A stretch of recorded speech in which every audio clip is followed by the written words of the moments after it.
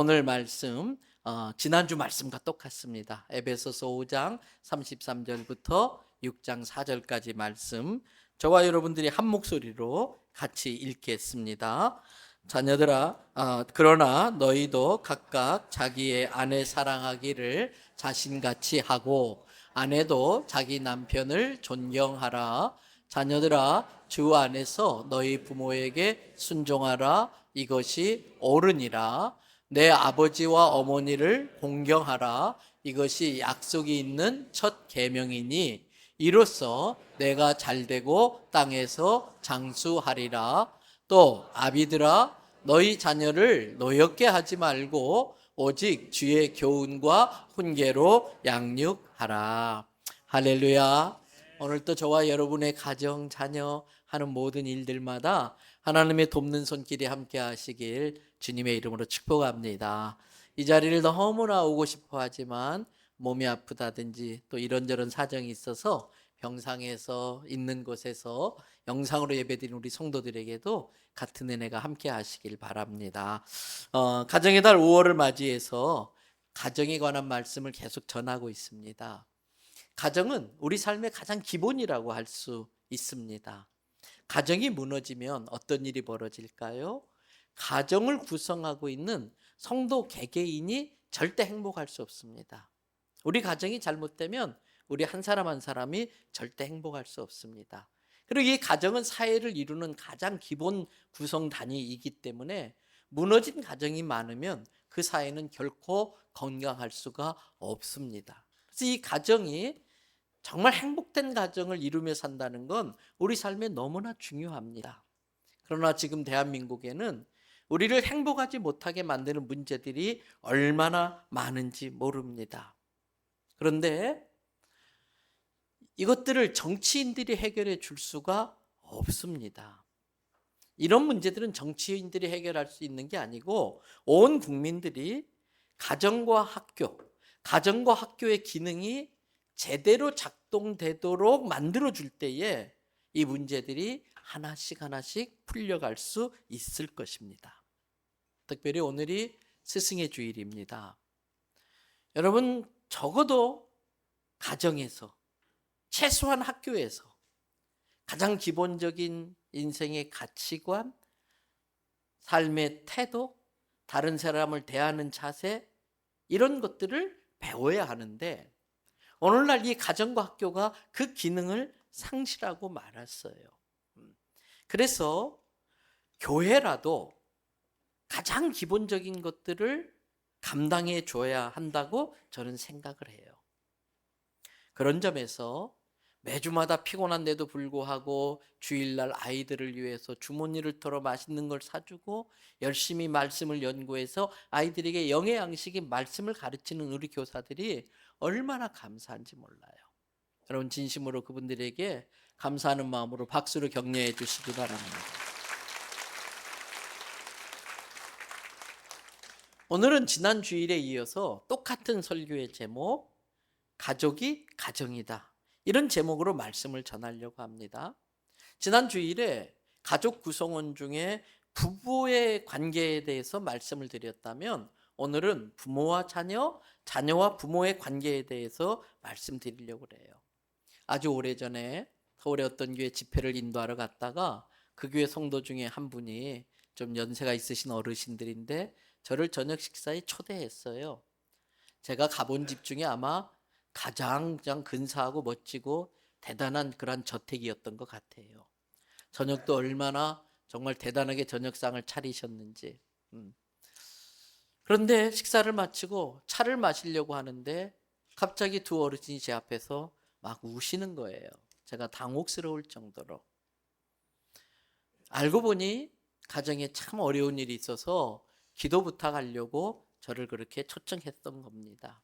그 가정의 어려운 일이 뭔가 봤더니 자녀의 문제였었어요. 여러분, 그 전까지만 해도 목사인데도 제 마음속에 솔직히 나도 이런 집에 한번 살아보면 좋겠다, 그런 마음이 조금은 들었어요. 여러분, 많이 말고 조금. 근데 그 이야기를 듣고 나니까 그분들이 애처로워 보여요. 그분들이 불쌍해 보여요. 그때 제가 깨달은 게 있습니다. 아무리 많은 재산을 갖고 있어도 또 사회적으로 대단한 지위에 올라갔어도 자녀가 잘못되니까 부모와 자식의 관계가 틀어져 버리니까 결코 부모는 행복할 수 없다는 걸 알게 됐어요. 지난 주일에 가정이 하나님이 처음 만들어 주신 때처럼 하나님의 눈에 보시기에 좋은 가정을 이루려면, 하나님 보시기에 좋은 가정 상태로 유지되어지려면 하나님이 모든 피조물 속에 넣어준 것처럼 성도들의 가정에 넣어주신, 결정에 지정해 주신 하나님의 질서가 적용되어야 한다라고 말씀드렸어요.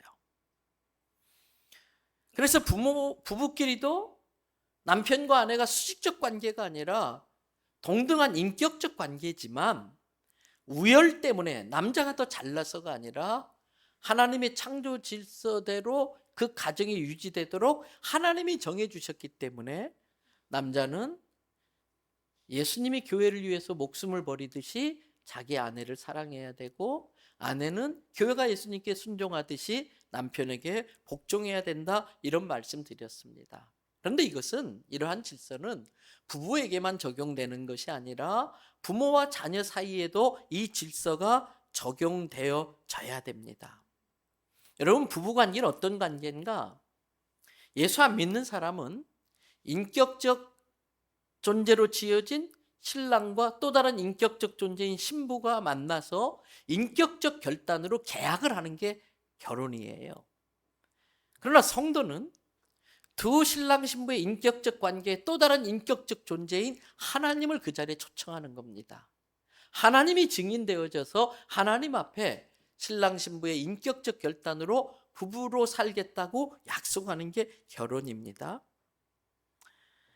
그래서 이 결혼은 계약적 관계예요. 그런데 부모와 자식의 관계는 다릅니다. 부모와 자식은 물론 양자는 예입니다만 계약적 관계로 맺어질 수 있는 관계가 아닙니다. 내 의지와 상관없이 하나님께서 맺어주는 필연적 관계, 절대적 관계가 부모와 자녀의 관계입니다. 그래서는 안 되지만 부득이한 경우에 계약적 관계를 맺었던 어떤 한쪽이 계약을 지키지 않는다든지 약속을 지키지 않으면 그 계약이 깨어져 버릴 수도 있겠지요.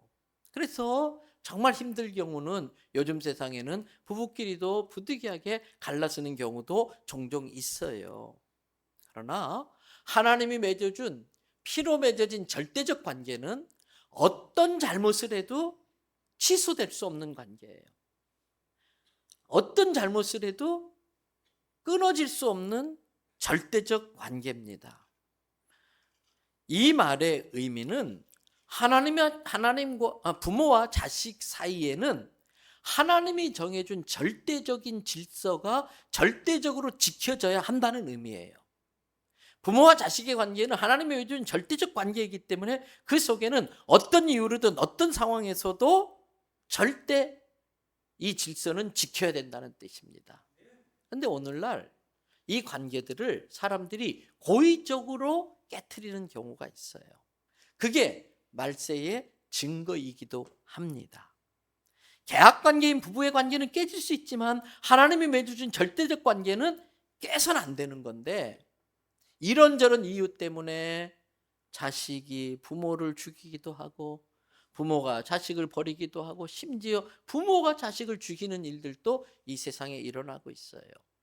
마태복음 24장 25장에 예수님께서 말세는 사람의 이동 속도가 빨라질 거고 사랑이 식어질 거고 많은 자연재해가 일어날 거고 이런 내용들이 많이 나오지만 굳이 거기까지 가지 않더라도 폐륜을 저지르면 말세가 왔다는 확실한 증거예요. 폐륜이 뭡니까? 하나님이 맺어준 천륜을 어거지로 깨트리는 게 폐륜이에요. 그런 점에서 지금 대한민국은 아주 심각한 것이지요. 오늘 본문에는 하나님이 이 가정을 부모와 자식 사이에 지켜야 될, 이 가정에서 지켜야 될 창조 질서가 나오고 있습니다. 다시 한번 읽어보십시다. 에베소서 6장 1절부터 4절입니다. 자녀들아 주 안에서 너희 부모에게 순종하라. 이것이 옳으니라. 내 아버지와 어머니를 공경하라. 이것이 약속이 있는 첫 계명이니 이로써 내가 잘되고 땅에서 장수하리라. 또 아비들아 너희 자녀를 노엽게 하지 말고 오직 주의 교훈과 훈계로 양육하라. 너희 부모에게 순종하라. 너희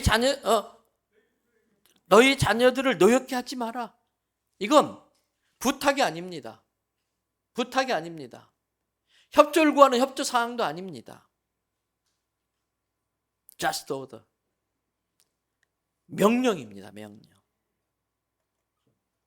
따르지 않을 이유를 대고서 따르지 않을 수 있는 그런 것이 아니고 반드시 따라야 되는 명령입니다. 이런저런 이유 때문에 순종할 수 없습니다. 핑계 댈 수 있는 게 아니고 무조건 순종해야 되는 명령입니다. 성경은 가타부타 이유 설명하지 않아요. 이것이 옳으니라 딱 잘라 말하고 있어요. 이 명령이 더 엄중한 것은 1절에서 뭐라고 그러냐면 주 안에서 너희 부모에게 순종하라 그랬어요. 이 주 안에서라는 건 뭘까요? 너희가 주님 안에 있는 사람이 됐지 않느냐. 너희가 하나님을 믿고 예수 그리스도를 구주로 영접했다면 내가 너희에게 명령하는 이것은 무조건 하나님께 순종하듯 순종해야 된다. 그래서 부모에게 순종하라고 하는 이 명령은 엄중한 명령이라는 걸 주 안에서라는 이 문장으로 우리에게 알려주고 있는 것입니다. 이 명령이 너무나 중요하기 때문에 성경은 2절, 3절에서 같은 의미이지만 한 번 더 강조합니다. 표현을 다르게 해서 거기에 보니까 내 아버지와 어머니를 공경하라. 이것이 약속 있는 첫 계명이니 이로써 내가 잘되고 땅에서 장수하리라 했어요. 여기서 공경이라는 표현으로 바꿔서 순종이란 말을 공경이라는 표현으로 바꿔서 우리에게 말씀하고 있는데 이 공경은 뭐냐면 마음의 진심에서 우러나오는 존경심과 경외함을 가지고 부모를 섬기라는 거예요. 그런데 여기서 이 경외라는 단어는 실은 하나님께만 쓰여져야 되는 단어일 수 있어요. 그래서 잘 아시는 것처럼 이 경자는 우러러본다, 받든다, 높여드린다 그런 존경 경자잖아요. 이 외자는 두려워할 외자예요. 그래서 경자와 외자는 사실은 상충되는 용어인데 이 두 글자가 붙어가지고 부모를 섬기라는 거예요. 그러면 이 공경이라는 건 뭡니까? 너무 좋아하지만 내가 혹시라도 무례를 범할까 봐 조심하는 게 공경이에요. 너무나 좋아하고 잘해드리고 싶고 가까이 가고 싶지만 혹시라도 내가 실수로 그분의 명예를 더럽힌다든지 그분의 마음을 상하게 한다든지 할까 봐 아주 조심조심해서 그분을 떠받드는 게 공경이에요. 여러분, 그 하나님께 쓰여져야 될 공경이라는 단어를 부모를 섬기는 데 썼다고 하는 것은 그만큼 자식이 부모에게 효도하는 것이 중요하다는 걸 우리에게 알려주기 위함인 것이지요. 때문에 부모에게 효도하라고 하는 이것은 이런저런 이유 때문에 부모가 이렇고 저래서 효도하기가 어렵고 환경이 이렇고 저래서 효도하기가 어렵고 핑계댈 수 없다는 거예요. 여러분, 부모에 대한 순종이 깨지면 이것은 천륜을 깨는 것이고 이것은 마치 하나님이 만드신 창조 질서에 넣어준 피조물에게 넣어준 가장 기본적인 질서가 깨지는 것이기 때문에 가장 기본적인 질서이기 때문에 이것만큼은 지켜져야 된다는 뜻입니다. 부모에게 순종해라, 부모에게 공경하라 이것을 세상적 표현으로 한다면 부모에게 효도하라지요. 근데 효도의 글자 한자를 잘 아실 겁니다. 이 효도 효자는 아들 자자 밑에 위에 늙은이 로자가 올라가 있어요. 그리고 도는 잘 아는 것처럼 길이에요. 인생이라는 게 뭔가, 효도하는 게 뭔가, 나에게 생명을 전해주시고 나를 낳아주시고 진자리 마른 자리 다 이렇게 걸러가면서 나를 이렇게 키워주신 부모의 은혜가 감사해서 그분을 내 머리에 모시고 자식의 머리에 부모를 모시고 인생길을 살아가는 거, 그게 효도라는 겁니다. 이 효도는 때문에 내 인생과 뗄래야 뗄 수가 없습니다. 인생에는 많은 구체적이고 실제적인 일들이 따라다닐 수밖에 없지요. 그래서 효도는 실제적이어야 됩니다. 효도는 구체적이고 실제적인 게 포함되어야지 두리뭉실하게 추상적으로 말로만 퉁치고 갈 수 있는 게 아니라는 거예요.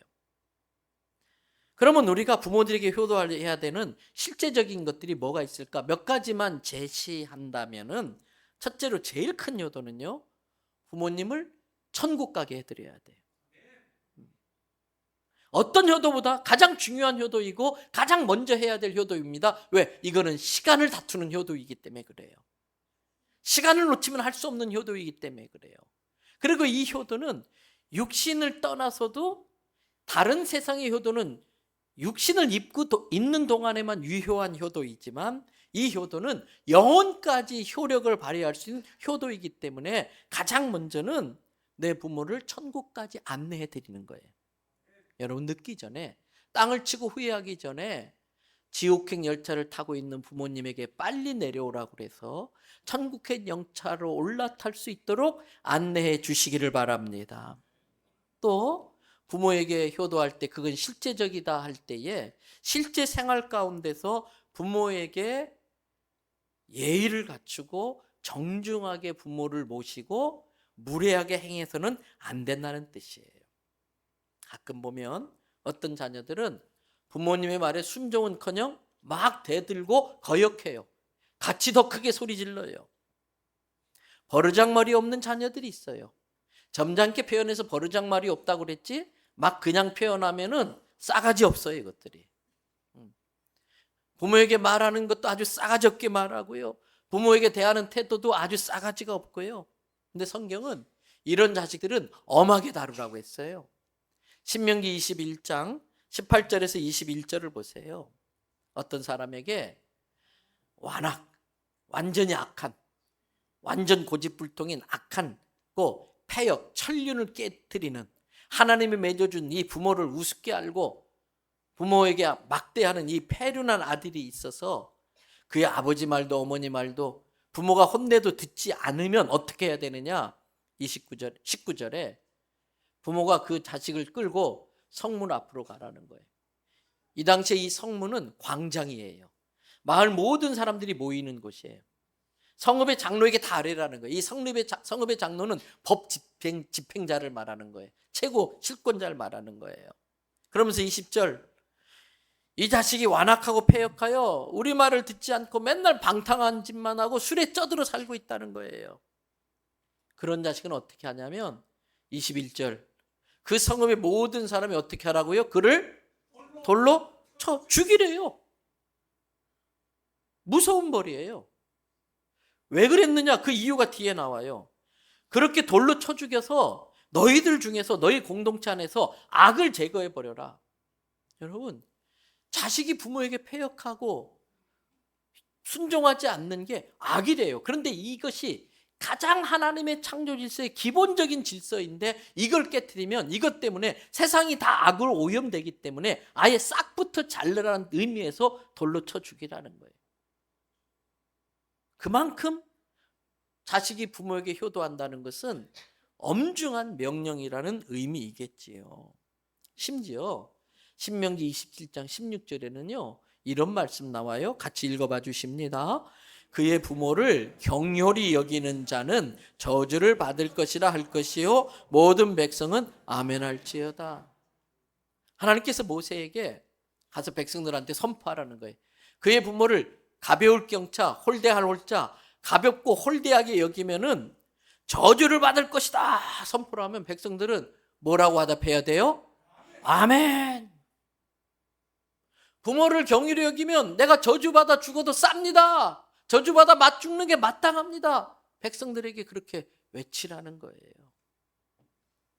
그래서 하나님과의 관계, 부모와의 관계, 목회자의 관계에 있어서 친밀해져야지 익숙해지면 안 돼요. 친밀해져야지 익숙해지면 안 돼요. 익숙해지면 무례해집니다. 익숙해지면 넘어서는 안 될 선을 넘게 됩니다. 하나님과의 관계에 있어서 성도는, 우리 사람은 지켜야 될 선이 있고, 부부끼리도 지켜야 될 선이 있고, 부모와 자식끼리도 지켜야 될 선이 있고, 성도와 목회자들 사이에도 지켜야 될 선이 있어요. 그게 부모에게도 유익이고 자녀에게도 유익이고 목회자에게도 성도에게도 유익한 일이기 때문에 그렇습니다. 사랑하는 성도 여러분, 우리 부모님들이 품위 있게 여생을 보내실 수 있도록 자녀된 우리들이 먼저 부모님들을 존중하고 그 품위를 지켜주시기를 바랍니다. 품위 있게 사실 수 있도록 도와주셔야 돼요. 세 번째, 효도의 실제적인 것 중에 하나는 부모님의 마음을 기쁘게 해드려야 돼요. 잠언 23장 25절 말씀 또 같이 읽어봐 주세요. 내 부모를 즐겁게 하며 너를 낳은 어미를 기쁘게 하라 그랬어요. 인생은요, 얼마나 비싼 음식 먹느냐, 비싼 차 타고 다니냐, 비싼 집에 사느냐, 그게 중요한 게 아니더라고.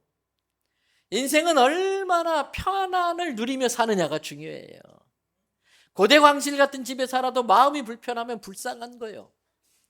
좀 초라한 집이라 할지라도 웃음이 있고 감사가 있고 막 기쁨이 있고 평안이 있으면 그게 복받은 거예요. 때문에 자식은 부모를 편안하게 해주셔야 돼요. 마음이 불편하면요, 체해요. 비싼 돈 주고 산 그 먹은 음식이 체하면 다 토해내야 돼. 그러므로 자녀는 부모의 마음을 즐겁게 해드림으로 효도해야 될 책임이 있는데, 어떻게 즐겁게 해드려야 될까? 몇 가지만 구체적으로 말씀드리면, 첫째는 자식은 부모 앞에서 항상 활짝 웃으셔야 돼. 어떻게 해야 된다고요? 근데 이렇게 인상 쓰고 계세요. 하나님 앞에서 활짝 웃으셔야지. 부모 앞에 자식은 활짝 웃어야 돼. 생각해 보세요. 내 애가 밖에 들어왔는데 지방에 문 쾅 닫고 들어가서 인상 팍팍 쓰고 한숨 푹푹 쉬고 있고, 허구한 날 그러고 있으면 속 뒤집어져요. 그거 쥐어 패지도 못하고 속 뒤집어져요. 부모는요, 자녀가 행복한 것을 보면서 행복해지는 존재가 부모입니다. 때문에 근심 걱정이 있어도 부모 앞에서는 그 펴를 내면 안 돼요. 부모 앞에서는 항상. 저의 셋째 외삼촌이 돌아가셨어요.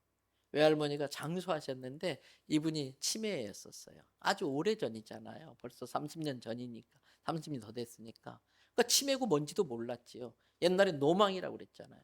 막 방에다 똥 싸놓으시고 그러시거든요. 제 초등학교 때 놀러 가면 외삼촌이요, 학교 교장 선생님인데 그 여름에 퇴근하시면 가서 어머니를 이렇게 방에 물을 떠닫고 가서 목욕을 다 시켜드려요. 그리고 알아듣지도 못하고 맨 헛소리만 하시는데 그날 학교에 있었던 일을 거의 1시간 동안을 말씀하세요.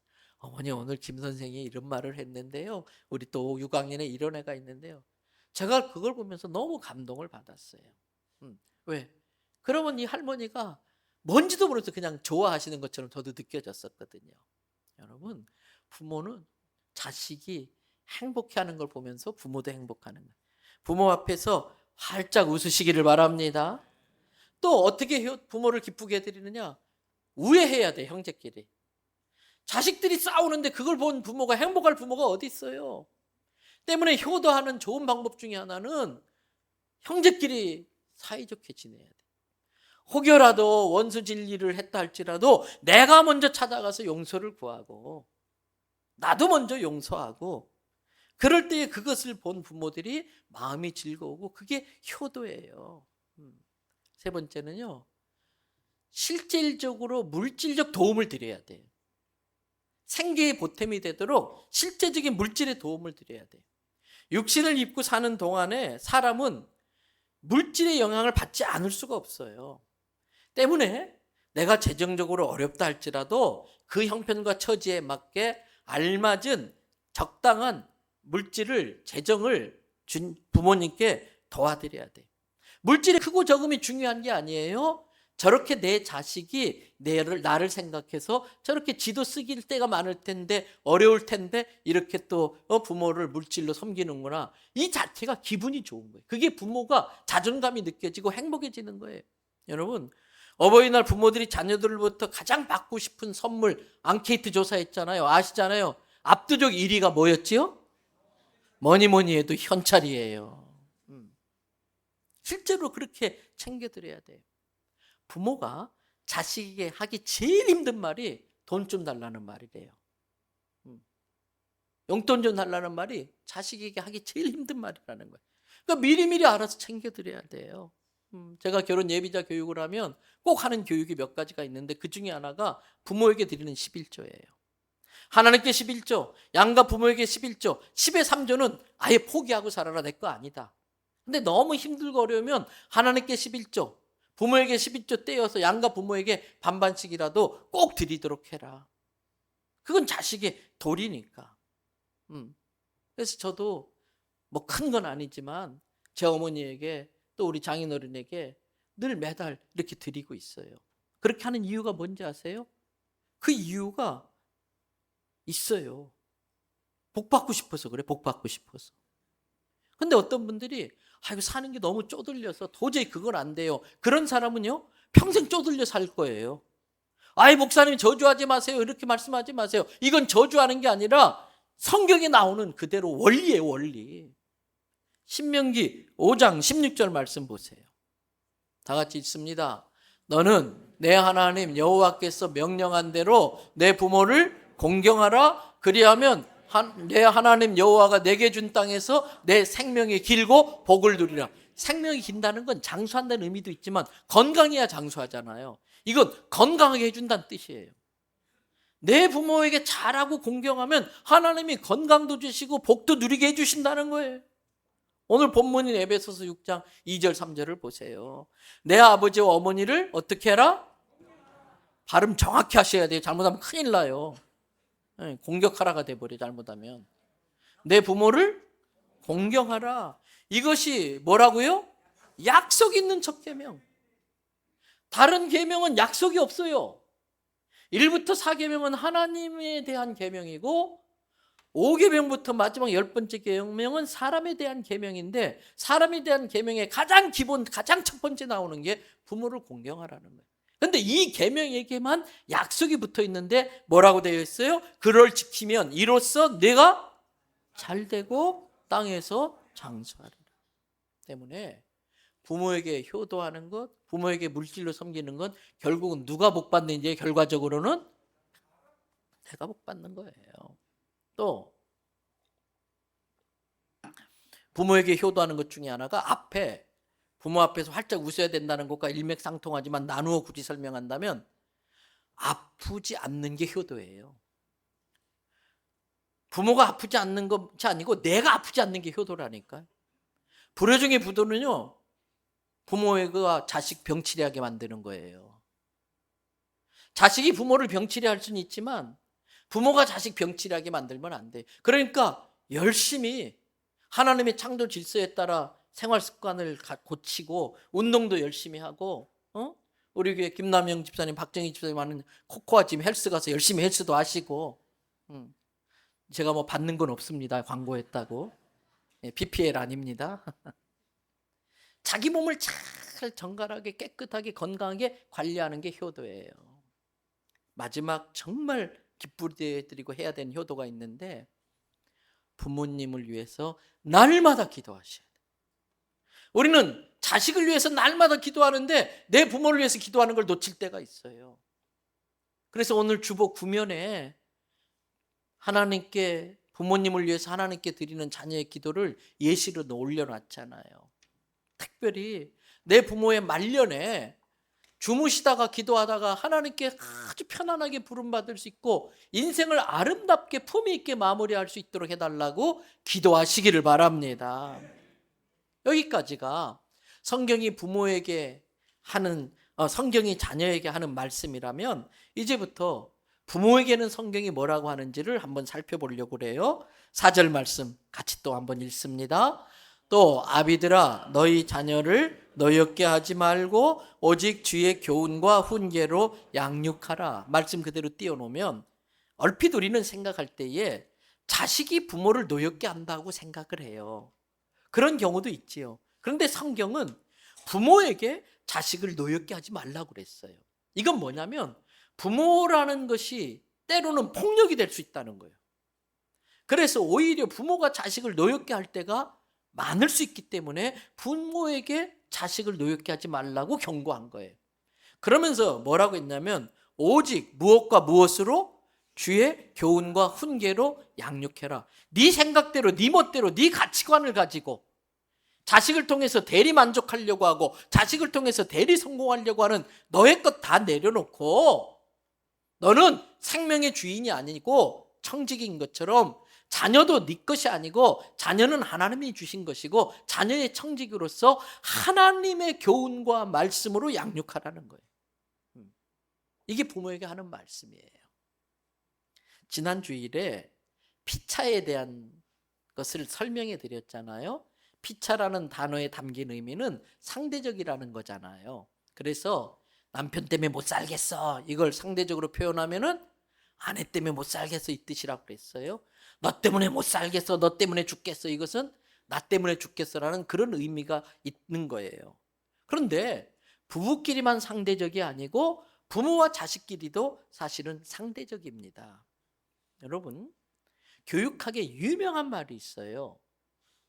교육학에 유명한 말인데 한번 따라합시다. 문제 있는 부모는 있어도 문제 있는 자녀는 없다. 저는 골칫거리야, 저는 문제야. 그래서 걔를 만나서 상담하고 다 알아보면 모든 케이스마다 파고 들어가면 결국 그 뒤에 문제의 원인을 제공한 부모가 있었더라는 거예요. 그래서 문제 있는 부모는 있을지 모르지만 문제 있는 자녀는 없다라는 교육학의 유명한 말이 생겨난 겁니다. 정태기 박사님의 내면 세계의 치유라는 그 책에 의하면 아이들의 이 자아상이 언제 형성되느냐? 엄마 뱃속부터 형성되는 거예요. 그래서 제가 결혼 예비자 교육시킬 때에 피임을 하다가 예상 않게 아기가 들었으면은 그때가 참 중요하다 가르쳐요. 그때 막 이거 어떻게 아기 생겼어? 생기면 안 되는데 이러는 사람들이 있어요.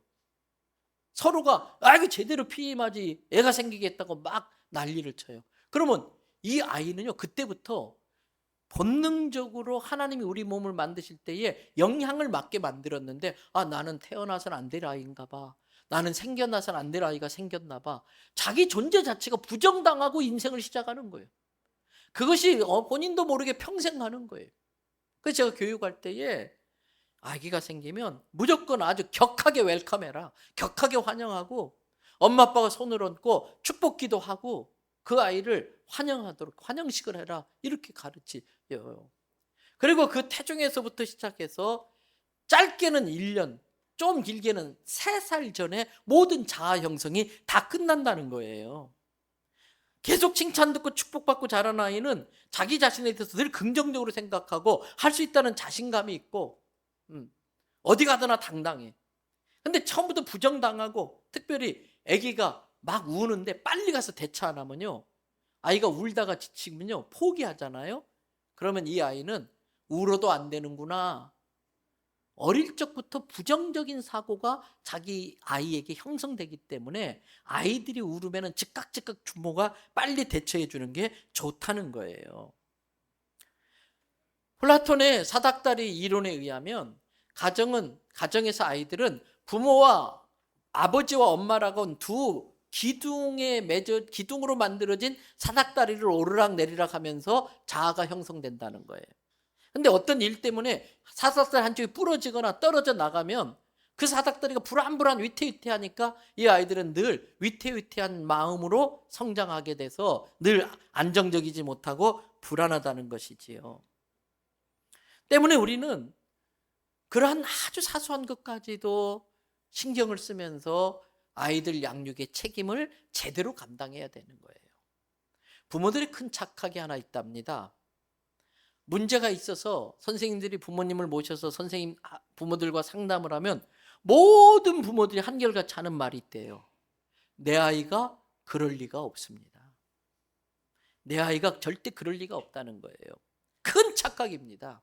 내가 내 아이를 다 알고 있다, 잘 알고 있다, 큰 착각입니다. 내 아이가 집에서 보여주는 모습과 밖에서 보여주는 모습은 전혀 다를 수 있습니다.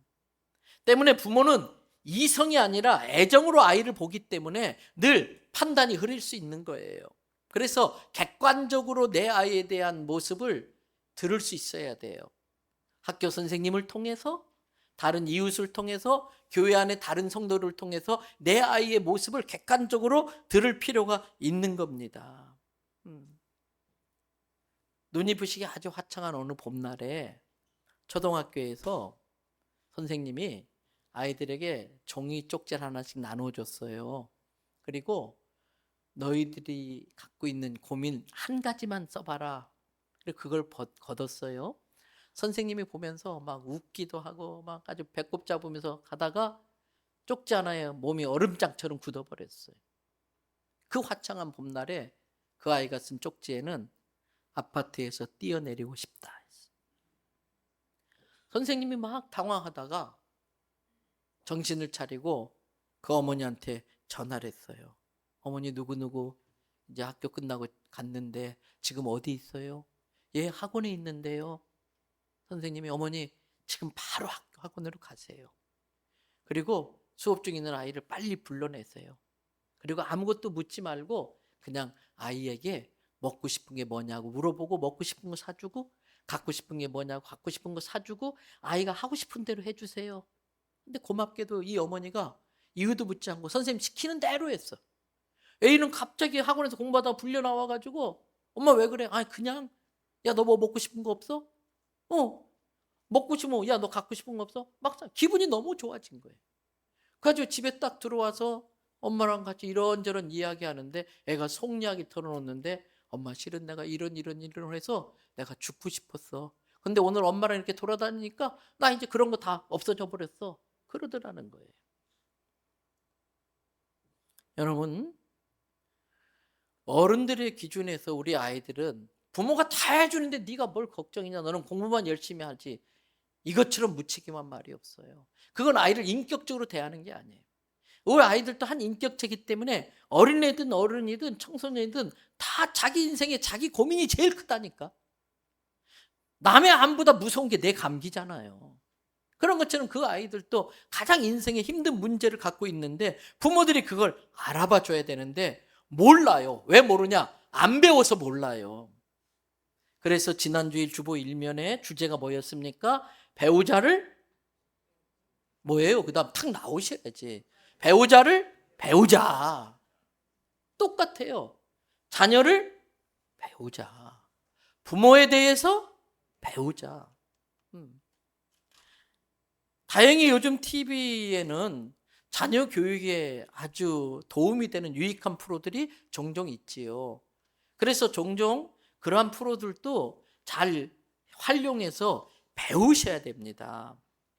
잘 아시는 것처럼 대표적인 분이 오은영 박사님의 그 프로그램 있잖아요.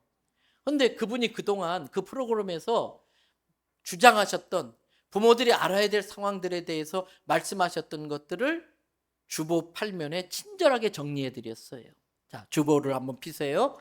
8면 제 1번 다 같이 함께 읽겠습니다. 아이의 말을 중간에 끊지 마세요. 아이들이 부모에게 이야기하는데 야 쓸데없는 소리 하지 마. 말도 안 되는 소리 하지 마. 억지 부리지 마. 끊어버리면 아이들은 자기가 거절당했다고 느낀답니다. 그래서 내가 무슨 말을 해도 안 듣는구나, 안 먹히는구나. 그래서 좌절감을 빠지고 자신감을 잃게 되기 때문에 말도 되지 않지만 부모가 막장구 치면서 걔가 충분히 말할 수 있도록 다 먼저 들어주라는 거예요. 두 번째, 다 같이 읽어봐 주세요. 따뜻한 눈길로 바라봐 주세요. 세상적인 표현으로 사람을 보고 영물이라고 그러잖아요. 영적인 존재잖아요. 때문에 아이들은 눈빛만 봐도 안다는 거예요. 부모가 귀찮은데 할 수 없이 저렇게 해주는 건지 진짜로 나를 사랑해서 이렇게 진심을 가지고 해주는 건지 아이들은 그냥 본능적으로 느낀다는 거예요. 그러니까 따뜻한 눈길로 진심 어린 사랑으로 할 수 있어야 된다는 거예요. 세 번째, 뭐 하지 말아라? 여러 사람들 앞에서 혼내지 말아라. 사람은요, 망신당한 기억을 제일 오랫동안 기억한대요. 그래서 이 아이가 잘못됐으면 따로 불러서 조근조근 설명하고 혼내야지, 사람들 앞에서 야단을 치면 아이 입장에서는 망신당했다고 생각하고 모욕감을 느껴가지고 굉장히 자존감이 떨어진다는 거예요. 그렇다고 해서 사람들 앞에서 야단친 걸로 그 아이가 고쳐지지도 않는데 부모들이 오히려 더 잘못되게 만든다는 거예요. 네 번째, 뭐 하지 말아라? 때리지 마라. 부모에게 맞으면요, 이 아이는 가정에서도조차 맞으면 세상에서는 의도털릴 일이 너무나 많다고 본능적으로 느끼면서 세상을 두려워하게 된다는 거예요. 가정에서 맞으면 가정이 안전하지 않은 만큼 세상은 더 안전하지 못한다고 하는 불안감이 쌓인다는 거예요. 그런데 아셔야 됩니다. 부모들이 자녀를 체벌하는 이유의 90%는 자기 감정 조절이 안 돼서 그렇다는 거예요. 자식을 혼내는 교육적 차원이 아니고 부모라는 위치에서 아무런 저항도 못하는 자녀에게 폭력을 행사하는 거나 똑같다라는 거예요. 자기 화풀이 하는 거나 똑같다라는 거예요. 그렇게 되지 않도록 조심하라는 거예요. 그러면서 동시에 다섯 번째 보세요. 버릇없이 키우지 마라. 성경에서도 필요할 때는 매를 들어 때리라고 그랬어요. 이건 뭐냐면 꼭 때리라는 의미가 아니라 애들에게 할 수 있는 것과 할 수 없는 걸 정확히 가르치라는 거예요. 안 가르쳐 놓고 혼내니까 애들은 억울한 생각이 들어요. 지금의 사대는 비도덕의 사회가 아니고 모랄의 사회가, 안티 모랄의 사회가 아니고 무도덕의 사회, 난 모랄의 사회예요. 너 이건 도덕적으로 잘못된 거야. 이걸 배워서 그렇게 잘못된 걸 분별할 수 있는 사회가 아니라 애시당초 안 가르쳐 버렸어. 그러니까 도덕적 기준이 없어요. 난 모랄이에요. 그러니까 혼내면 왜 혼내요? 내가 뭘 잘못했다고, 이런 세상이 돼버린 거예요. 그래서 부모는 자녀들에게 옳고 그름을 분명히 가르치고 할 수 있는 것과 할 수 없는 걸 단호하게 소리치지 말고 부드럽게 알아듣게 가르칠 필요가 있다는 거예요. 여섯 번째, 뭐 하면 안 된다? 지키지 마. 임기응변으로 순간에 그걸 피하고 부모의 체면을 지키려고 아이들한테 지키지 못할 약속을 하면 그건 거짓말이 되는 거예요. 본의 아니게. 그러면 부모들이 우리 부모는 말을 못 믿겠어. 그러면 다른 말들도 효력이 없어요. 거짓말로 여겨지니까. 일곱 번째, 뭘 하지 말아라? 아이가 할 수 있는 걸 대신해 주지 말아라. 여러분, 넘어지면서 이렇게 하니까 넘어지네 배우는 거예요. 넘어졌지만 이렇게 하면 일어설 수 있네, 일어서는 법을 배우는 거예요. 왜 그 기회를 빼앗느냐 이거예요. 좀 답답하고 그래도 그 아이가 스스로 해결할 수 있도록 기다려주라는 거예요. 대신해 주지 말라는 거예요. 시행착오를 통해서 인생의 지혜를 배운다는 거예요. 여덟 번째, 뭘 부끄러워하지 말아라? 자녀에게 미안해, 아빠가 잘못했어. 아빠가 실수했어. 아빠가 거짓말했네. 그런데 우리 아이들은요, 그렇게 부모가 정중하게 사과하면요, 용서를 너무 잘해준대요. 괜찮아 아빠. 엄마 괜찮아, 그럴 수 있지. 근데 부모들은요, 자식들한테 그렇게 하는 게 아마 쪽팔리는가 봐. 그래서 안 하는데 그게 오히려 부모를 이렇게, 자식과 부모의 거리를 더 두게 만드는 거예요. 아홉 번째, 아이들이 혹시 엄마 아빠 미워, 자기 감정을 표현할 때에 그것을 야단치거나 화내지 말라는 거예요. 솔직한 감정을 표현할 수 있게 만들어주라는 거예요. 그런데 솔직하게 미워서 미웠다고 말했는데 혼내버리면 그 다음부터 위선을 떤대요. 속으로는 미운데 겉으로는 안 미운 척 한다는 거예요. 자기 감정에 솔직하지 못한 아이로 자란다는 거예요. 마지막 열 번째는 양보다 뭐가 더 중요하다? 질이 중요해요. 그래서 귀찮은데도 마지못해 할 수 없이 그냥 놀아주는 척 하는 거 아이들이 기가 막히게 안다는 거예요. 때문에 시간보다도 진정성 있게 놀아주면 아빠가 정말 나를 사랑하기 때문에 아무리 바빠도 나를 먼저 생각하고 나와 놀아준다, 이러면 이 아이가 사랑받고 있다고 느끼는 거예요. 그래서 이러한 프로그램들을 통해서 우리가 좀 배울 필요가 있다는 거지요. 이제 마무리합니다. 한국에서 가고 싶은 미국의 명문대학이 있잖아요. 하버드, 예일, 스탠포드 같은 콜롬비아 대학 같은. 그런데 지난 1985년부터 2007년까지 이 14개 미국의 최상위 대학에 입학한 학생들의 졸업률을 조사했어요. 여러분, 56%만 졸업하고 나머지 44%는 그 어렵게 그 좋은 대학 갔는데 중도에 다 떨어져 나갔어요. 다 포기했어요. 똑같은 조사를 했는데 제일 포기하는 것이 적은 나라가 이스라엘. 12.5%가 끝까지 못 가고 중도에 드랍했어요. 인도는 21.5%, 중국은 25%, 대한민국에서 온 유학생들만 44% 정도가 포기해버렸어요. 그 이유가 뭘까? 고등학교 때까지 이곳에서 한국에서의 그 교육 방식이 주입식 교육, 입시 위주의 교육을 문제 푸는 교육을 하다 보니까 애들이 창의적으로 스스로 생각하면서 어떤 걸 돌파한다든지 문제를 풀어가는 훈련이 안 돼 있는 거예요.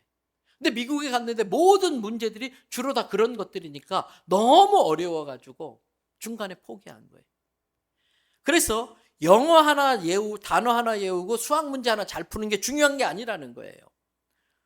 어려움을 자기 스스로 돌파할 수 있는 그런 습관을 길러주고 생활의 가장 기본적인 예의 범절, 남에게 피해를 끼치지 않고 자기 이기적인 그러한 것으로 살지 않도록 남과 공생할 수 있는 그러한 생활 습관, 그리고 실패했지만 다시 하면 되지, 다시 일어설 수 있는 긍정적 자아상, 다른 사람과 어울릴 수 있는 능력을 키워주라는 거예요. 때문에 자녀가 하나밖에 없는 가정은요, 아이들 무조건 교회 데리고 오셔야 돼요. 유치부 보내고 유아부 보내고 유치원 보내가지고 거기서 애들하고 같이 짝을 지어서 놀아도 보고 때로는 싸워도 보고 얘랑 같이 막 사이좋게 질 때가 배신 때리고 쟤랑 또 사이좋게 지내도 보고, 이게 사회성이에요. 교회에서 애들이 싸울 수 있어요. 싸우는 게 정상이야. 애들이 안 싸우면서 사는 것은 그게 비정상이죠. 애늙은이죠. 근데 그때가 중요해요. 애들 싸움에 어른들이 끼어들면 안 돼. 내 자식은 모든 부모에게 다 소중한 거예요. 그렇다고 해서 어설프게 아이들 싸움에 별거 아닌데 끼어들면 이게 세계 3차 대전이 된다니까. 교회를 쪼개야 된다니까, 그렇게 되면은. 그때 왜 끼어듭니까? 너 우리 애한테 왜 그래? 그러면서 야단치잖아요. 그럼 그걸 보면 부모는 또 기분 나쁘잖아요. 그 싸움이 되잖아요. 그때 어떻게 해야 되느냐? 내 아이를 가르쳐야 돼요. 그러면서 너도 참 소중하지만 쟤도 참 소중한 애야. 너와 같이 소중한 애야. 그걸 가르쳐야 돼. 그렇지 않으면 항상 내 새끼 편만 들면 얘는 지가 최고인 줄 알아요.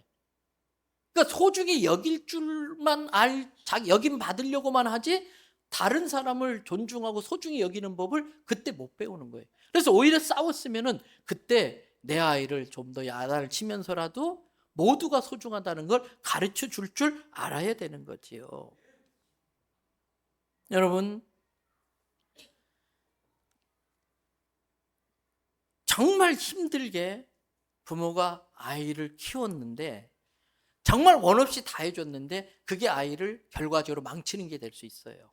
그래서 어떤 통계를 보니까 전 세계에서 자녀가 성장하고 난 뒤에 부모를 찾아가지 않는 가장 높은 비율의 나라가 대한민국이에요. 성장한 이후에 부모와 같이 여행 다니고 어울리고 싶지 않은 가장 높은 수치가 우리나라예요. 이유가 뭐냐 그랬더니 성장할 때에 부모에게 받은 상처가 많아서, 상처받고 싶지 않아서 그렇다는 거예요. 이제 말씀 마칩니다. 이렇게 듣다 보면 저도 그래요. 참 잘못한 게 많고 후회가 돼요. 낙심도 돼요. 돌이키고 싶어요. 근데 못하잖아. 근데 그때 우리가 의지해야 될 게 있어요. 하나 따라 합시다. 하나님은 나의 실수를 고쳐 쓰신다. 지금 하나도 안 늦었어요. 후회스럽지만 하나님에게는 시간의 개념이 없어요. 하나님은 천년이 하루 같고 하루가 천년 같아서 내가 오랫동안 잘못한 것도 하나님께서 은혜를 베풀어 주시면 순식간에 치료될 줄로 믿습니다. 세상은 운명을 이야기하잖아요. 그런데 하나님의 은혜가 운명을 바꾼다고 지난번 부흥회 때 허천의 목사님 말씀하셨잖아요. 하나님은 내 운명도 팔자까지도 고치시는 능력이 하나님인 줄로 믿습니다. 때문에 오늘 말씀 들으면서 후회스러운 게 생각날 때에 주저앉아버리고 포기하는 게 아니라 이제라도 내가 배우자. 이제라도 내가 하나님께 매달려 기도하자. 그럴 때 하나님은 우리를 고쳐 쓰실 수 있을 줄 믿습니다. 5월 가정의 달을 보내면서 내 가정을 천국 가정으로 만드는 지혜를 배우고 천국 가정을 이루는 우리 성도들 되기를 주님의 이름으로 축복합니다.